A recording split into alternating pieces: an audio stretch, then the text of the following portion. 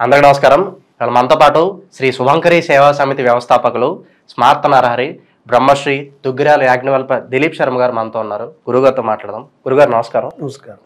2024 క్రోధినామ సంవత్సరం. పేరుకు తగ్గట్లుగానే చాలా క్రోధంగా గడిచింది.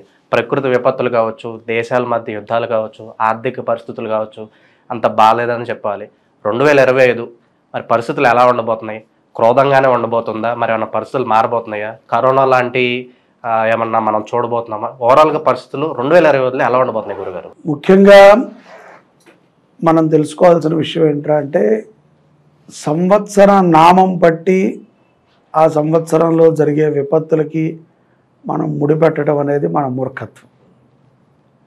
శోభకృతి వచ్చినప్పుడు అంతా శోభాయమానంగా ఉందా? అప్పుడు కరోనా ఉంది. ఇప్పుడు క్రోధి వచ్చినప్పుడు కొంతమందికి మంచి జరిగింది, కొంతమందికి ఇబ్బంది అయింది. సో నెక్స్ట్ మరి విశ్వవసు కాబట్టి విశ్వమంతా మంచి జరుగుతుందని కూడా చెప్పలేం మనం. ఓకే, అందుకనే ఈ విపత్తులు, దేశ సంక్షోభము, రాష్ట్ర సంక్షోభము, గృహ సంక్షోభము, మిత్ర సంక్షోభము, ఇవన్నీ పరస్పరంగా ప్రతి 5-6 సంవత్సరాలకి ఒకసారి రిపీట్ అవుతూ ఉంటాయి.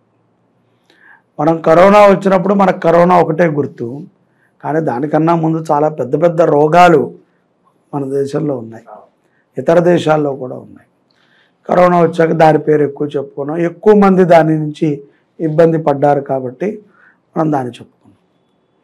ఈ యొక్క విశ్వావసు నామ సంవత్సరం అని మనం ఏదైతే కనుక ఈ ఉగాది నుంచి మనం పెట్టుకుని అనుకుంటున్నామో, దానికన్నా ముందు మనం 2025 ఓవరాల్గా గోచారము రీత్యా ఈ జనవరి నుంచి డిసెంబర్ దాకా కనుక మనం గమనించినట్లయితే ముఖ్యంగా మనకు కావాల్సింది ఏంటంటే ప్రకృతి ప్రశాంతత.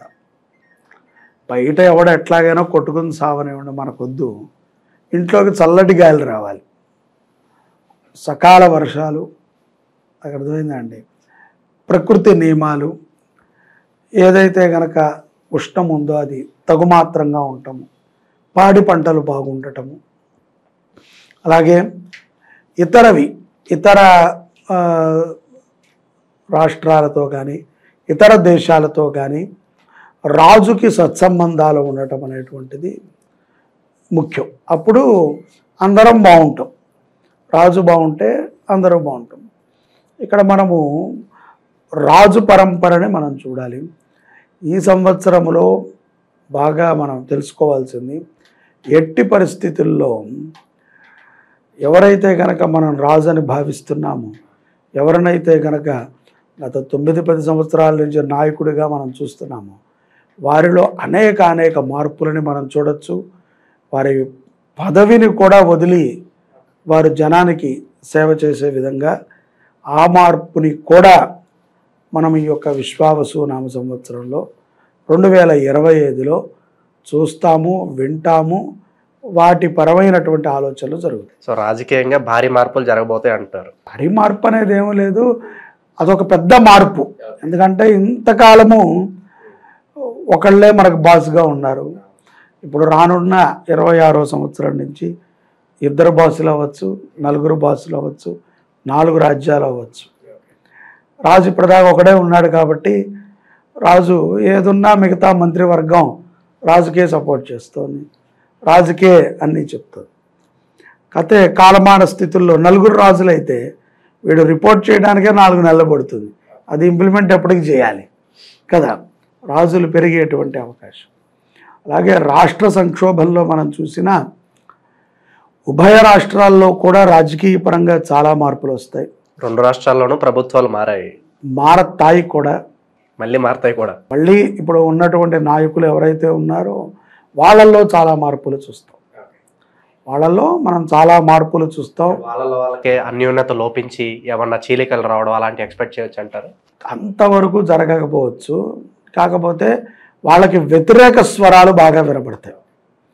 తట్టుకోవాలి, యుద్ధంలోకి దిగారు కాబట్టి, ఇప్పుడు కొంత యుద్ధం ప్రారంభమైంది కాబట్టి కొంత 2025 జూన్ తర్వాత జూలై నుంచి కొంత యుద్ధం వేగం పుంజుకుంటుంది, తట్టుకోవాలి.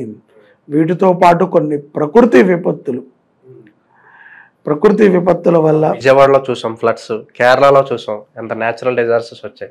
మరి దానికి మించి ఏమన్నా ఉండబోతుందా 2020? అలాంటివే మళ్ళీ వచ్చినా ఈసారి ప్రభుత్వాలని తట్టడమే కదా, అందరూ చేసేది ఉన్నా లేకపోయినా అందరూ వచ్చి ముందు జాగ్రత్త చర్యలు తీసుకోవట్లేదు అని చెప్పి దుమ్మెత్తుతూ ఉంటారు ప్రభుత్వం. అందుకని ఏంటంటే వాళ్ళకి యుద్ధ సమయం, ఎవరైతే ఇప్పుడు ప్రజెంట్ ఉన్నారో ఉభయ రాష్ట్రాల్లో వాళ్ళకి యుద్ధ సమయం కిందే దీనిని మనం పరిగణలోకి తీసుకోవాలి. ఇక్కడ వ్యవసాయ పరంగా మనం ఆలోచిస్తే సేంద్రియ వ్యవసాయంతో వ్యవసాయాన్ని సాగు చేస్తూ ఉంటారు. భూమికి సారవత్వం తగ్గిపోయింది. అనేక క్రిములు, అనేక విషపూరితమైనటువంటి మందులు భూమిలో కలిసిపోయాయి.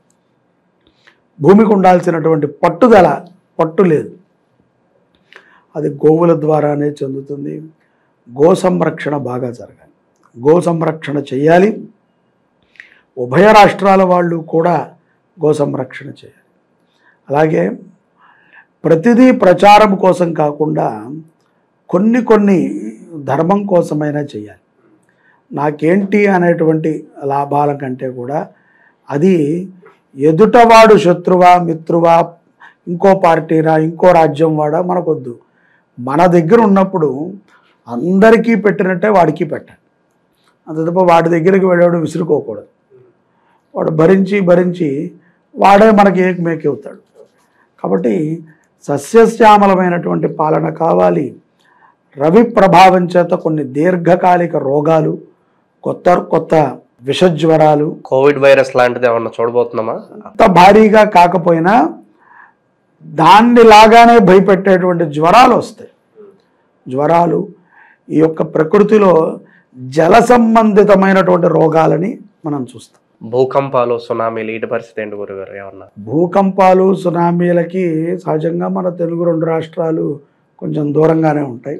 మొన్న కాసేపు హడలెత్తించారు, ఒక 5 నిమిషాలు భూకంపం వచ్చిందని చెప్పి 5 సెకండ్స్ ఏదో అన్నారు, కానీ అది రాజమండ్రి అటుపక్క ప్రాంతాలలో వచ్చినట్టు విన్నాం. రావచ్చును, ఎందుకంటే అన్ని చొక్కలా బంధించేస్తే గాలి వెళ్ళాలి కదా.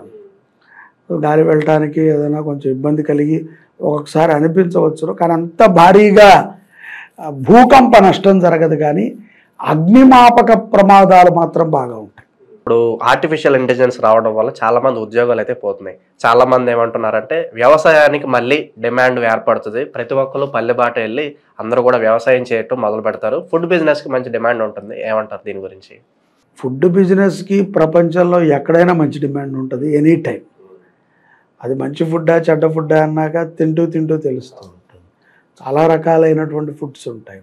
కానీ వ్యవసాయానికి ఎక్కువగా ఇందాక చెప్పాను కదా, సేంద్రియ వ్యవసాయము, చక్కటి భోజనము, చక్కటి కాయగూరల పంట, ఇటువంటి వాటి మీద బాగా మక్కువ చూపుతారు. మనకంతా ఇప్పుడంతా ఇన్స్టెంట్. వారం కిందట బీరకాయ విత్తేస్తే నెక్స్ట్ ఆదివారానికి బీరకాయ వచ్చేయాలి. అంత త్వరగా మనం బీరకాయని పొందేస్తున్నాం. సో అది లేదు. అలాగే కొంత తిండి మీద, అలాగే ఆరోగ్యం మీద, అలాగే అభివృద్ధి మీద ప్రతి ఒక్కరూ ఆలోచన చేస్తారు. ఎంతకాలం బాగా విచ్చలవిడిగా ఖర్చు పెట్టిన వాళ్ళు కూడా ఒక్క నిమిషం ఆగి ఆలోచన చేస్తారు. ఆ నిమిషంలో వారి జీవితాలు మారుతాయి. అలాగే అసందర్భంగా కూడా ఈ యొక్క 2025 సంవత్సరంలో అక్టోబర్ నుంచి డిసెంబర్ లోపు అసందర్భంగా కొన్ని రాష్ట్రాలలో, కొన్ని ప్రదేశాలలో గొడవ వాతావరణాలు వస్తాయి. ఏమీ లేకుండా ప్రజలు కొట్టుకోవటం కానీ, ప్రభుత్వాన్ని నిందించటం కానీ, కులాలు మతాల మధ్య గొడవల వల్ల అవ్వచ్చు. మతము కులము అని మనం అంటాం కంటే ప్రభుత్వాన్ని నిలదీసే ప్రయత్నంలో అందరూ కలుస్తారు. ఒక గొడవలో ఒక కులం వాడే ఉంటాడని మనం అనలేం కదా. అందరూ కాలేజీ గొడవ వస్తే అన్ని కులాల వాళ్ళు ఉంటారు. అలాగే హాస్పిటల్ గొడవ వస్తే అన్ని కులాల వాళ్ళు ఉంటారు. అలాగే ఏదైనా ఒక కాలనీ గురించి గొడవ వస్తే అన్ని కులాల వాళ్ళు ఉంటారు. కులము మతము అనేటువంటిది ఇంటి వరకే, ఇంటి బయటకు వచ్చాక అందరం ఒకటే. కాకపోతే సనాతన ధర్మం ఏదైతే చెప్పిందో దాని ప్రకారంగా నడుచుకోవటానికి ప్రతి ఒక్కరము కూడా ఆలోచన చేయాలి. ఇతరులు గొప్ప అని కాదు, వాళ్ళు మనని ఎద్దేవా చేయకుండా మనం బతికితే చాలరా బాబు అన్నట్టుగా ఉంది ప్రజెంట్ పరిస్థితి. ఎందుకంటే ఊరికనే ధర్మం మీద నీళ్లు చల్లేవాళ్ళు, కారం చల్లేవాళ్ళు, దాన్ని తొక్కేవాళ్ళు, తిట్టేవాళ్ళు మనలోనే అట్లా ఉంటారు. ఇతర మతాల్లో లేవు కాబట్టి మాట్లాడితే ఏదైనా కులం కూడా వస్తే హిందువుల్ని అంటారు అని హిందువుల్ని అనే స్థితికి మనం దిగజారకూడదు. మనం కొంచెం స్ట్రాంగ్గా ఉండటం అనేటువంటిది ఉపయుక్తం. అలాగే సత్సంగాలు కూడా పెరుగుతాయి. ఈ యొక్క 2025లో భక్తి భావనలు బాగా పెరుగుతాయి, సత్సంగాలు పెరుగుతాయి. ఆర్థికంగా కూడా భూమికి ఉన్నటువంటి ఖరీదు కూడా పెరుగుతుంది. ఇక్కడ దాని మీద సంపద కూడా పెరుగుతుంది. అలాగే ఊహించనటువంటి పెద్ద పెద్ద కంపెనీలు మన తెలుగు రాష్ట్రాలకు రాబోతున్నాయి. మనం ఎప్పుడూ కూడా ఇది వస్తుందా ఇక్కడికి అని మనకు ఆలోచన కూడా లేనటువంటి ఉపాధి పథకాల్లో పెద్ద పెద్ద కంపెనీలు, అలాగే ఎవరెవరైతే కనుక ఇతర నార్త్ సైడు చాలా పెద్ద పేరు మోసినటువంటి వారు ఉన్నారో అటువంటి వారు కూడా మన తెలుగు రాష్ట్రాల్లో వాళ్ళు ఇళ్ళు కట్టుకుంటాం, ఇక్కడ నివాసం ఉండటానికి వాళ్ళు సెట్ చేసుకుంటాం అనేటువంటిది 2025లో మనం. సో దీని క్రెడిట్స్ గవర్నమెంట్కే చెందుతాయి అంటారా మొత్తానికి అవి రావడానికి కావచ్చు? ఆబ్వియస్లీ అంతే కదా. ఇప్పుడు మీరు అడిగిన ప్రశ్నకి సమాధానం చెప్తే క్రెడిట్ మీ ఛానల్కే చెందినట్టు. వాళ్ళు వచ్చి ఇక్కడ చేశారంటే ప్రభుత్వం వారికి సహకారం అందించాలి. గురుగారు, అలాగే చాలా కంట్రీస్లో యుద్ధ వాతావరణం అయితే నెలకొంది. మరి వచ్చే సంవత్సరం థర్డ్ వరల్డ్ వార్ రాబోతుందని చెప్పి చాలామంది మాట్లాడుకుంటూ ఉంటున్నారు. మరి దాని పరిస్థితి ఎలా ఉండిపోతుంది? అది యుద్ధ వాతావరణం మిడిల్ ఈస్ట్లో కొన్ని రష్యాదు, ఇరాన్, ఇరాక్ ఇటువంటి ప్రదేశాల్లో అహంకారపూరితమైనటువంటి యుద్ధాలు జరుగుతున్నాయి తప్ప దేశ సంక్షోభం కోసం కాదు. రెండు దేశాలు కొట్టుకునేది ఏదో ఒక చిన్న అహంకారం కోసం. దానివల్ల తాడువారు అయితే ఏం రాదు, అంత వాడు రాదు. కానీ జనంలో ఒక రకమైనటువంటి భయాన్ని 2025లో మనం చూడొచ్చు. ప్రతి వాళ్ళల్లో కూడా ఎంత ధనవంతుడైనా ఎంత బికారివాడైనా నిమిషం ఆలోచిస్తాడంటారా? 2 నిమిషాలు ఆలోచిస్తాడు. ఎందుకంటే 2 నిమిషాలు ఆలోచిస్తాడు. జరిగిన కొన్ని విపత్తులు, సందర్భాలు ప్రతి వాడి చెవున పడతాయి. సో వాడు ఏదైనా ఒక సినిమాకి వెళ్ళాలన్నా, ఒక హోటల్కి వెళ్ళాలన్నా, ఫ్యామిలీతో వెళ్ళాలన్నా ఆలోచిస్తాడు. ఈ సందర్భంగా అందరికీ చెప్పేటువంటి మాట ఒకటే, ఆడవాళ్ళు చాలా ధైర్యంగా ఉండాలి. ముఖ్యంగా సమాజంలో చాలా రకాలైనటువంటి విపత్తులు ఆడవాళ్ళ చుట్టూనే జరుగుతున్నాయి, వారి కోసమే జరుగుతున్నాయి, వారి మీద వ్యామోహంతోనే జరుగుతున్నాయి, పచ్చిగా మనం మాట్లాడుకుంటే ఒక ఆశతోనే జరుగుతున్నాయి. ఇటువంటి సమయంలో నిజంగా ఆడవాళ్ళందరూ కూడా ఉద్యోగం చేసే ప్రతి ఒక్కరూ, ఇంట్లో ఉండేవాళ్ళైనా ఎవరైనా సరే ఎంతో ధైర్యంగా ఎంతో స్ట్రాంగ్గా వాళ్ళు దానికి స్టిక్ అయి వాళ్ళు ఒక పద్ధతిలో తల్లిదండ్రుల మాట జవదాటకుండా ఏది ఉన్నా తల్లిదండ్రులతో పెద్దలతో చర్చించి నిర్ణయాలు తీసుకోవాలి తప్ప ఎటువంటి వాటికి కూడా లొంగకూడదు. ఎటువంటిదైనా ఆఖరికి నీ ప్రాణం తీస్తారన్నా నువ్వు మీ తల్లిదండ్రులకి చెప్పే ధైర్యం ఉంటేనే నువ్వు తీసిపోయే ప్రాణం అనాలి తప్ప. ఎందుకంటే వాడి చుట్టూనే జరుగుతాయి, బయటికి మనకి ఏదో చెప్తుంటారు కానీ జరిగేదైతే వాటి చుట్టూనే. డబ్బు చుట్టూ కూడా కాదు, ఆడదాని చుట్టూ జరుగుతుంది. స్త్రీ కూలిపోయాయి ఒకప్పుడు. ఇప్పుడు రాజ్యాలు కూలిపోవటం కాదు, ఇప్పుడు కులాలు కూలిపోతున్నాయి, మతాలు కూలిపోతున్నాయి. రాజ్యాలు కూలిపోయిన రోజులు పోయినాయి, ఇప్పుడు కుల మతాలు కూలిపోతున్నాయి, ధర్మం కూలిపోతుంది. అంటే ధర్మానికి ఏం నష్టం జరగదు దీనివల్ల, కాకపోతే ఒకళ్ళని చూసి ఒకళ్ళు తయారవుతున్నారు. అసభ్యకరమైనటువంటి డ్రెస్సు, అసభ్యకరమైనటువంటి పదజాలాలు, ఈ మీడియాలు, ఈ యొక్క గొడవ ఏదైతే చిన్న ఇన్స్టాగ్రామ్స్ ఇలాంటివన్నీ, వీటిల్లో చిల్లర వేషాలు, ఇవన్నీ మనిషి యొక్క బుద్ధిని అనాలిసిస్ చేస్తాయి. అందుకని ఆడవాళ్ళు చాలా జాగ్రత్తగా ఉండాలి, స్ట్రాంగ్గా ఉండాలి. 80 ఏళ్ల ఆడవాళ్ళ దగ్గర నుంచి 8 ఏళ్ల ఆడవాళ్ళ నుంచి 8 నెలల పసి కందు దాకా అందరికీ కూడా స్ట్రాంగ్గా ఉండటమే మన చెల్లెలు, మన అమ్మ, మన కుటుంబం ఎలాగో పరస్త్రీ కూడా అలాగే అనే ఆలోచన. రేపు పొద్దున ఏదైనా జరిగితే వీళ్ళందరూ కలిసి గట్టిగా ఒక్కసారి ఆడవాళ్ళు అరిస్తే ఆ అరుపుకి చచ్చిపోతానరా మనం అన్నట్టుండాలి తప్ప ఎవరికి వాళ్ళు వాళ్ళ వ్యక్తిత్వం అది ఇంతేనండి. ఆ పదం కూడా అది ఇది అలాంటి పదాలను కూడా మనం కట్ చేద్దాం. ఎందుకంటే కొంత డిసిప్లిన్ మన నుంచి మనం ప్రారంభించుకుంటే ముందు మనం స్టార్ట్ చేస్తేనే బయట వాళ్ళు కూడా అది ఫాలో అవుతారు. అందుకని ప్రతి ఇంట్లో కూడా ఆడవాళ్ళు జాగ్రత్తగా ఉంటే 2025 సంవత్సరం ఆడవాళ్ళ మీద జరిగే ఘోరాలు ఆడవాళ్లే ఆపుకోవచ్చు. గురుగారు, అలాగే 2025లో ఏ వ్యాపారాలు బాగా భూమిలోకి రాబోతున్నాయి, కొత్తగా ఎవరన్నా వ్యాపారాలు పెట్టాలనుకుంటే మీరేం సజెస్ట్ చేస్తారు? నా పరంగా అయితే కనుక భూమి చాలా ఖరీదు కాబోతోంది. అలాగే ఏదైతే కన్స్ట్రక్షన్ ఫీల్డ్ ఉందో ఆర్కిటెక్ట్ అది పెరుగుతుంది, భూమి పెరుగుతుంది. ముఖ్యంగా ఈ యొక్క పానీయాలకు సంబంధించినటువంటి వ్యాపారాలు, లిక్విడిటీస్ ఏవైతే తయారు చేస్తున్నారో అవి, మెడికల్ ఏదైతే కనుక ఫార్మసీ, వాటిల్లో కొన్ని మెడిసిన్స్ రేర్గా అవుతాయి. ఆ యొక్క మెడిసిన్స్ కూడా జన్మస్థానం హైదరాబాదో విజయవాడో విశాఖపట్నం అవటం గమనార్హం అవుతాయి. సో మెడికల్ మార్కెటింగ్ డిపార్ట్మెంట్ చాలా బాగుంటుంది. అలాగే ఎక్కువగా ఉపాధ్యాయ అంటే విద్యాభ్యాసము, తెలుగు మీద, సంస్కృతం మీద, ఇత్యాది సంగీత కళల మీద, వాటి మీద కూడా కొంత వ్యాపారం బాగా సాగుతుంది, మంచిగా ఉంటుంది. మన దేశంలో నిరుద్యోగం అనేది ప్రధాన సమస్య. మరి 2025లో జాబ్ మార్కెట్ ఎలా ఉంటుంది? ఉద్యోగాలు లేక జనాలు దొంగతనాలు చేసే పరిస్థితి ఏమైనా రాబోతుందా గురుగారు?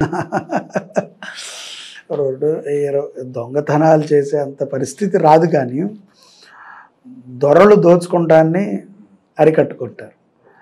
ప్రతివాడు చాలా తెలివైన వాడు అవుతాడు. సొంత ఉపాధి, సొంత తెలివిలతో సంపాదిస్తారు. కానీ నిరుద్యోగము మన దేశంలో ఉన్నమాట, మన రాష్ట్రాల్లో ఉన్నమాట వాస్తవమే. ముఖ్యంగా యువత బద్ధకాన్ని వదిలిపెట్టాలి. ఏదో రకంగా సంపాదించచ్చులే, వీడియోలు చేసో, ఆడియోలు చేసో, లేకపోతే ఇంకొకటి చేసో, మాఫింగ్ చేసో, బ్యాఫింగ్ చేసో, బ్లాక్మెయిల్ చేసో సంపాదించచ్చులే అంటే మన బతుకు అలాగే ఉంటుంది. కష్టపడే యువతకి 2025 సంవత్సరం చాలా బాగుంటుంది. వాళ్ళకి మంచి అవకాశాలు వస్తాయి. హార్డ్ వర్కర్స్ ఇప్పుడు నాకు తెలిసి గత 10-15 ఏళ్ళ నుంచి కష్టపడే యువతే లేరు. అంత ఈజీ మనీ. నేను 10,000 ఇస్తానంటే నువ్వు 12,000 ఇస్తే చాలు నీ దగ్గరికి వచ్చేస్తున్నారు. ఈ 10,000 వర్త్ కూడా వాడికి లేదు, కానీ వాడు 12,000కి ఆశ వెళ్ళి అటు వెళ్తున్నాడు. తీరా చూస్తే వాళ్ళు 12,000 ఎవరు, ఈ 10,000 ఉండదు, వీళ్ళు ఫుల్గా వాడుకుని వదిలేస్తున్నారు. త్వరగా వచ్చింది అంత త్వరగానే వెళ్ళిపోతుంది అంటారు కదా. కష్టపడి నేర్చుకోవాలి, దాని మీద అభ్యాసం చేయాలి. ఒక యజమాని దగ్గర, ఒక అధికారి దగ్గర మెప్పు పొందాలని ఆశ లేదు. ఇన్స్టెంట్గా వచ్చేస్తుంది మెప్పు. కాఫీ గ్లాస్ పట్టంగానే థ్యాంక్స్ రా అనగానే వీడు ఆనందపడుతున్నాడు. అంతే తప్ప వీడు కాఫీ వీడి పని కాకుండా ఇతర పనులు చేసి ఆ మెప్పు పొందుతున్నాడు. వీడి పని వీడు చేసినప్పుడు మెప్పు.